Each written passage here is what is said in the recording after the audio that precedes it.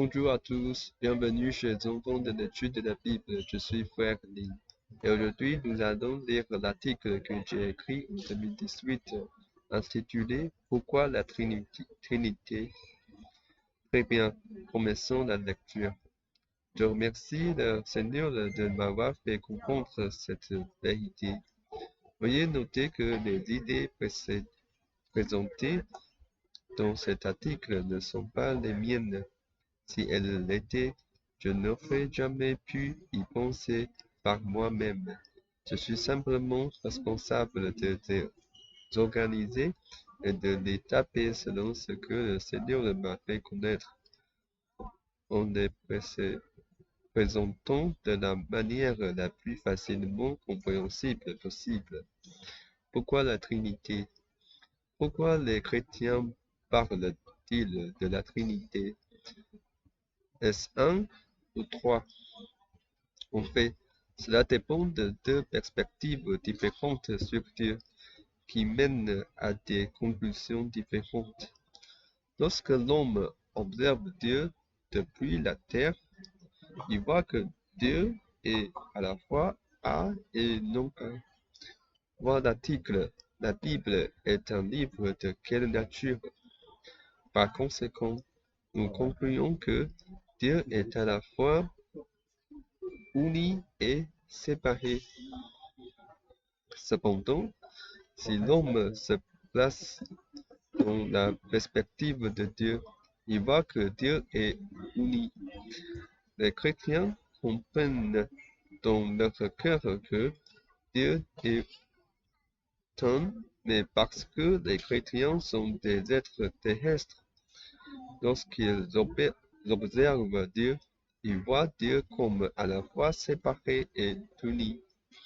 Ainsi, ils voient le Père, le Fils et le Saint-Esprit. Le Saint-Esprit émane du Père vers le Fils. Et le Saint-Esprit est ce qui lie le Père et le Fils. Flèche. C'est pourquoi on parle de la Trinité. En regardant le diagramme ci-dessus, les versets suivants deviennent clairs. Dieu est le Père. Nous sommes un. Jean chapitre 10, verset 30. Quand sera venu le Consolateur que je vous enverrai de la part du Père, l'Esprit de vérité, qui vient du Père, il rendra témoignage de moi. Jean chapitre 15, verset 26. Il vient du Père, et non pas du Père et du Fils. Toutes choses, le Père, le Fils et le Saint-Esprit. Ensuite, examinons comment toutes choses ont été créées. Le schéma ci-dessous illustre cette relation. Si nous utilisons la métaphore d'un fœtus,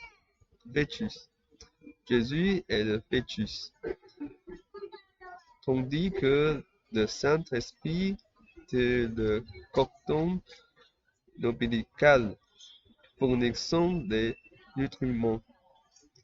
Grâce à la nourriture provenant de la mère, le Saint-Père, le fœtus Jésus commence à développer ses membres, toutes choses.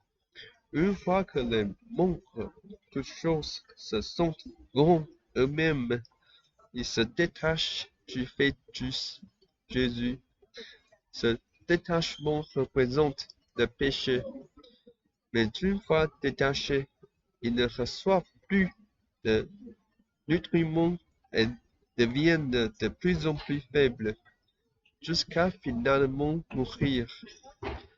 Si les membres des chrétiens se reconnaissent au fœtus Jésus, ou restent constamment connectés au fœtus Jésus, ils peuvent absorber les nutriments du fœtus en mangeant et en buvant le Seigneur, recevoir la provision de nutriments. et ainsi ne peut pas mourir, mais d'obtenir la vie éternelle. Cependant, si les membres des chrétiens se détachent à nouveau du fœtus Jésus ou ne restent pas régulièrement connectés au fœtus Jésus, il est possible que leur provision de nutriments s'épuise et qu'ils meurent.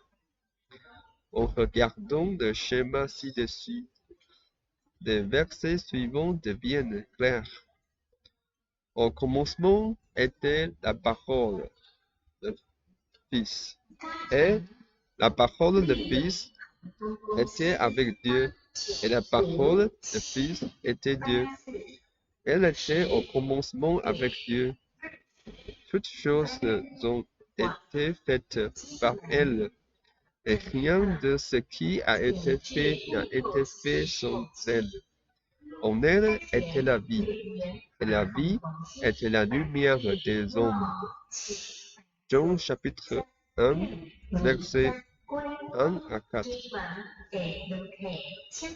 Et la parole du Fils a été faite chair et a habité parmi nous, plein de grâce et de vérité.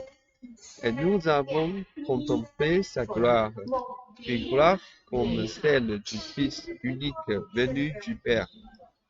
Jean chapitre 1, verset 14.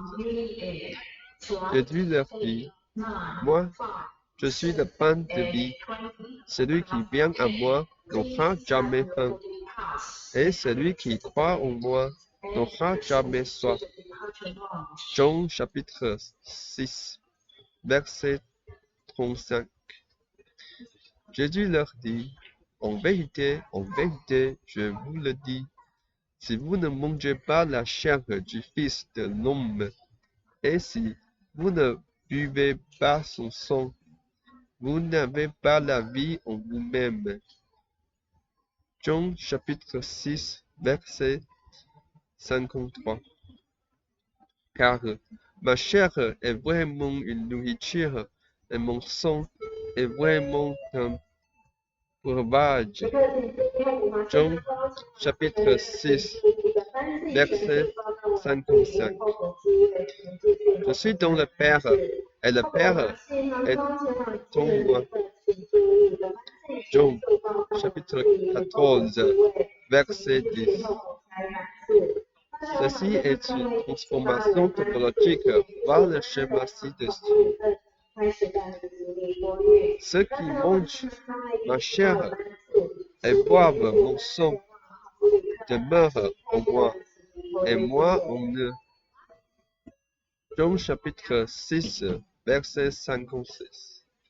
Nous sommes en communion avec Jésus, donc en nous il y a Jésus et nous sommes aussi en lui, comme le Père qui est vivant m'a envoyé et que je vis par le Père. Ainsi, celui qui me mange vivra par moi. Jean chapitre 6, verset 57. Le Fils vit par le Père, par la provision du Saint-Esprit venant du Père.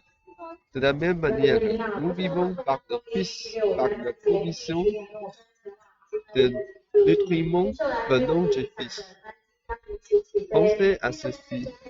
Si l'homme meurt lorsqu'il se détache de Jésus, que dire alors du ciel et de la terre qui se détachent de Jésus?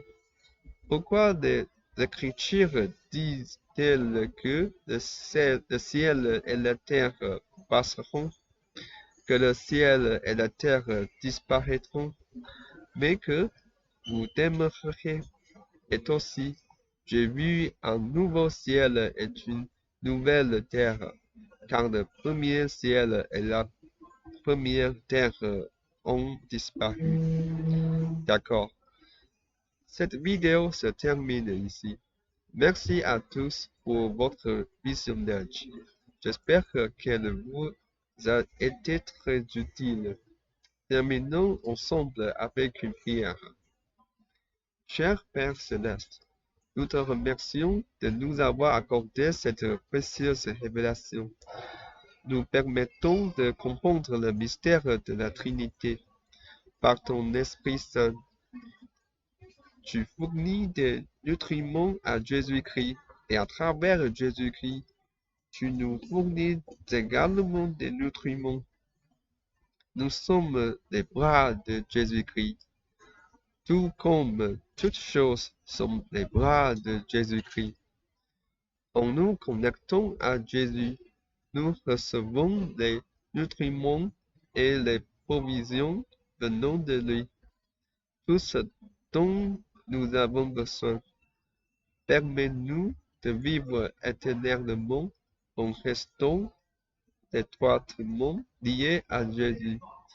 Nous voulons vraiment être étroitement liés à Jésus. Pardon d'une relation qui peut se détacher. Nous te demandons aussi de ôter notre orgueil. Aide-nous à ne pas nous fier à nous-mêmes, mais à nous fier davantage au Seigneur qui nous donne la vie. La connexion avec toi est la clé pour obtenir la vie éternelle. S'il te plaît, enlève notre orgueil et donne-nous un cœur humble, afin que nous puissions tout devenir des membres utiles du corps de ton Fils Jésus-Christ, et non pas des membres qui se dessèchent à l'extérieur, se détériorent et finissent par mourir. Seigneur, nous te remercions d'être mort et ressuscité par nous. Nous donnons ainsi l'espoir de cette vie éternelle. Merci de nous avoir accordé cette grande révélation. Répondons à tant de nos questions. Loué soit ta grâce abondante. Au nom de Jésus-Christ. Amen.